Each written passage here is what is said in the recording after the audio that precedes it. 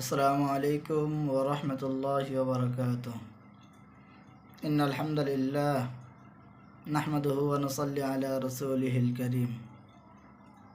আলহামদুলিল্লাহ, মহান রব্বুল আলামিনের কাছে লাখো কোটি শুকর আদায় করছি যে মহান রব্বুল আলামিন আপনাকে আমাকে এই ফিতনা ফাসাদের জামানা থেকে ফারেক করেছেন। আলহামদুলিল্লাহ। তো সম্মানিত ভাইয়েরা, আপনাদের সামনে এমন এক বিষয় নিয়ে আজকে হাজির হয়েছি।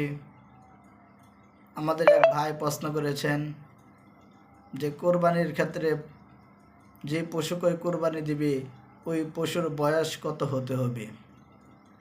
তো ওই ভাইয়ের প্রশ্নের জবাব দেওয়ার জন্য আজকে আপনাদের সামনে হাজির হয়েছি।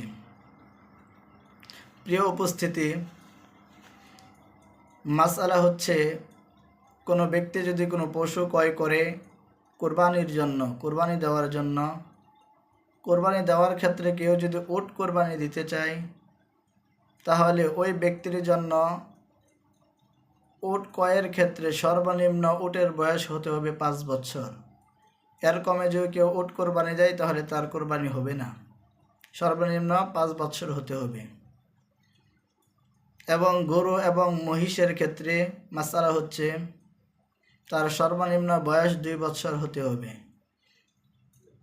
এবং কোরবানির ক্ষেত্রে আরেকটা মাসআলা হচ্ছে, ছাগল, দুম্বা, ভেড়া এইগুলোর ক্ষেত্রে সর্বনিম্ন মদ্দত, অর্থাৎ তার সর্বনিম্ন যে বয়স হচ্ছে সেটা হচ্ছে 1 বছর। এখন কেউ মনে করেন আপনার 1 বছর হয় নাই, কিন্তু তাকে দেখতে দেখা যাচ্ছে যে এমন তার শরীর আকৃতি গঠনের ক্ষেত্রে এত বড় দেখা যায় যে তার বয়স হচ্ছে 6 মাস, কিন্তু দেখতে তাকে 1 বছরের পশুর মতো মনে হয়।